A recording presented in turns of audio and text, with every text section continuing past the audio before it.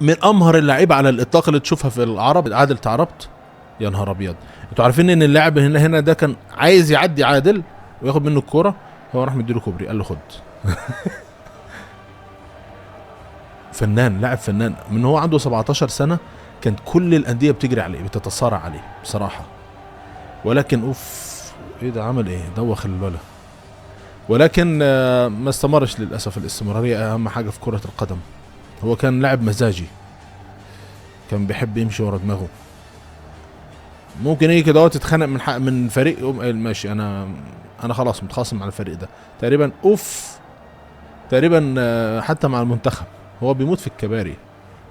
هو المشكله اللعيب اللي بيدي كباري كتير ده، اللعيبه خلاص بيبقى بينه وبين اللعيبه طار، يعني خلاص لازم ان ياخدوا حقهم منه، لازم يستفزوه. لكنه كان لاعب مهاري. عارفين افضل من لمس الكره اللي هو رونالدينيو. يعني هو الى حد ما كان تحب ان انت تستمتع وهو الكره في رجله.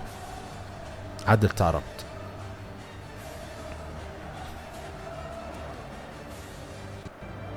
هو كانوا لازم يعيقوه، ما فيش حل الا كده. شوف دخل الاثنين في بعض ازاي. تعربت كان يعني بصوا مهاري، كان ذكي، كان اللمسه بتاعته ممتازه جدا. الستايل بتاعه يخليك تستمتع.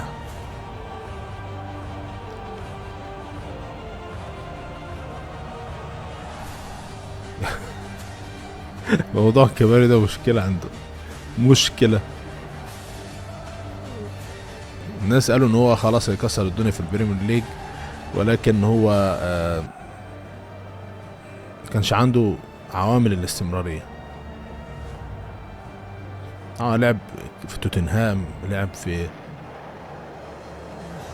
يا ربي ايه تاني، في فرق كتير، كوينز بارك، رينجرز اللي هو، ولعب في فرق كويسة. ولكن لعب في البرتغال في بنفيكا، بعد كده راح الامارات، الخليج.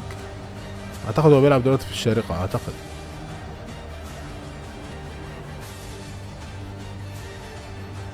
بصوا، هو موضوع ان هو يجيب الكرة ما بين رجلين اللعيبة ده عنده مزاج.